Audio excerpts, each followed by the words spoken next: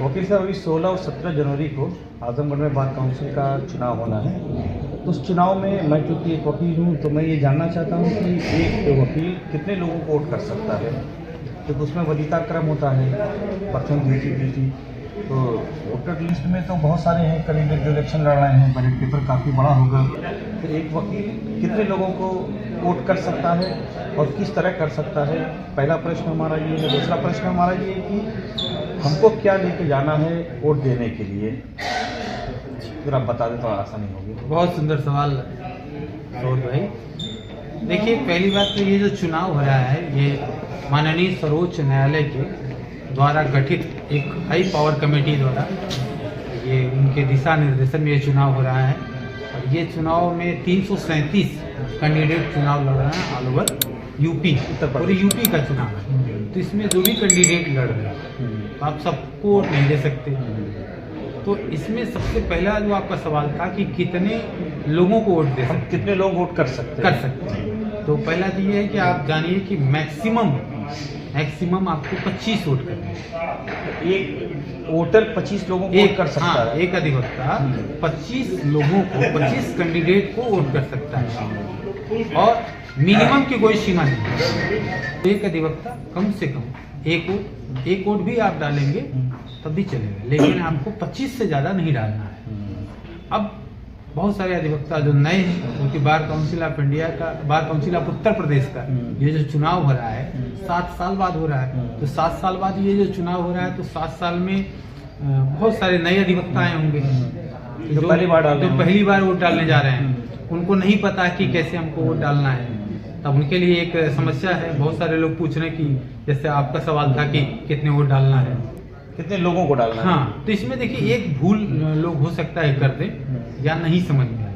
तो जो माननीय सर्वोच्च न्यायालय का जो दिशा निर्देश उनके द्वारा जो टीम गठित की गई, उनके निर्देशन में जो ये चुनाव हो रहा है उसमें स्पष्ट लिखा गया है। Bar council of Uttar Pradesh की जो विज्ञप्ति है उसमें भी ये लिखा गया है कि आपको जो वोट डालना है वो इस क्रम में डालना है, 1 2 3 या हिंदी या इंग्लिश कोई भी गिनती हो, उसमें अंक में डालना है। नहीं लगाना है। नहीं, हम आप बता रहा हूँ मैं आपको कि उसको अंक में करना है, शब्द में नहीं करना है। जैसे एग्जाम्पल 1 2 3 और 1 2 3 या रोमन अंक में कर सकते हैं। उसको आप अक्षर या शब्द में अगर लिखेंगे तो आपका जो वो मतदान पत्र है वो निरस्त हो जाएगा, वो अवैध हो जाएगा, वैध नहीं रहेगा। तो इसको ध्यान देना है कि जब भी आप देंगे तो कोई सिग्नेचर उस पर नहीं करनी है, कोई मार्क नहीं करना। सीधे आपको जो प्रत्याशी पसंद आ रहा है, मान लीजिए कोई प्रत्याशी हमें 75 नंबर का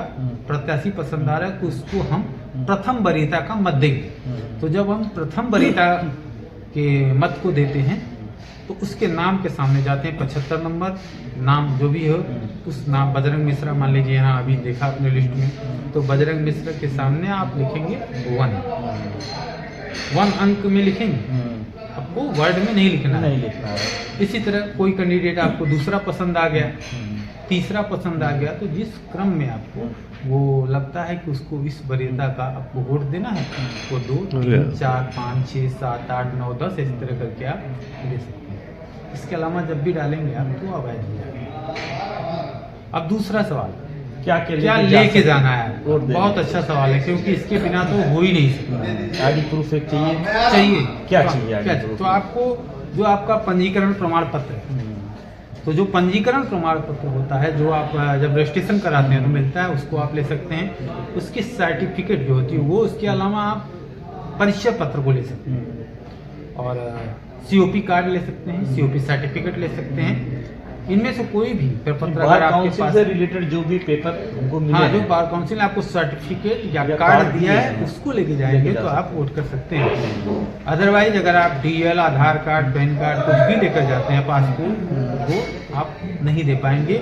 उससे ज़्यादा जरूरी है कि आपका नाम वोटर लिस्ट में होना चाहिए। अगर इतना है तो आप वोट डाल के आ पाएंगे, अन्यथा आप वोट नहीं डाल पाएंगे। एक सवाल और है, चूंकि नए अधिवक्ताओं के साथ साथ आपने बताया कि 7 साल के बाद ये चुनाव हो रहा है, तो जो थोड़े पुराने हो गए वो भी नहीं जानते इस चीज़ों को। तो मैं आपसे जानना चाहता हूँ कि लगभग 337 कैंडिडेट हैं, तो इसमें कितने लोग जीतेंगे? या कितने लोग उसके मेंबर बन हाँ, सकते हैं? देखिए। देखिए सारे लोग जो लड़ रहे हैं वो उसके मेंबर सदस्य के लिए लड़ रहे हैं। हम लोग तो जानते थे कोई इलेक्शन होता है तो उसमें अध्यक्ष का भी होता है, महामंत्री का होता है, उपाध्यक्ष का भी होता है। मैं बता देखिए जो 25 लोग ही इस पूरे चुनाव में चुने जाएंगे, 25 लोग चुने जाएंगे और 26वां नहीं कोई होगा, केवल 25 और वो 25 लोग मिलकर फिर अपने अध्यक्ष का चुनाव करेंगे, उन्हीं में से कोई अध्यक्ष। ये चुनाव जो 337 लोगों का हो रहा है, इस चुनाव में केवल 25 लोग ही सेलेक्ट किए जाएंगे। बड़ी इसकी प्रक्रिया होती है और बड़ा लंबा चलता है इसका काउंटिंग। तो इसमें 25 इसीलिए 25 मैक्सिमम बताया गया, 25 ही यानी 25 सदस्य चुने जाएंगे। चुने जाएंगे। फिर 25 सदस्य जब जीतने के बाद जाएंगे वहाँ पर वो अपनी अपना कमेटी अध्यक्ष, बनाएंगे, अध्यक्ष उपाध्यक्ष चुनेंगे। खैर हम लोगों को उसमें जाने की जरूरत नहीं है। हम तो आज ये वीडियो हम लोग आज इसलिए डिस्कस कर लिए कि भाई का सवाल था कि एक जो जिज्ञासा होती है ना, जिज्ञासा है जैसे कि जितने भी चुनाव कितने वोट होते मारने हैं, बहुत सारे लोग कंफ्यूज कर रहे हैं जितने कि भी चुनाव होते हैं, 2 वोट देना, 3 वोट देना है। सही कहा आपने। तो एक सवाल ये भी है ना कि जितने भी अब तक हम लोगों ने इलेक्शन देखे हैं उसमें अध्यक्ष होते हैं, उपाध्यक्ष होते हैं, सदस्य होते हैं। ये पहला इलेक्शन ऐसा देखा गया है कि जिसमें सब सदस्य हैं। हाँ, तो वही ऐसा फिर बाद में तय करते हैं, वही फिर बार काउंसिल ऑफ इंडिया के लिए तय करते हैं, उसी में चुन के जाते हैं। अच्छा सवाल था, थैंक यू।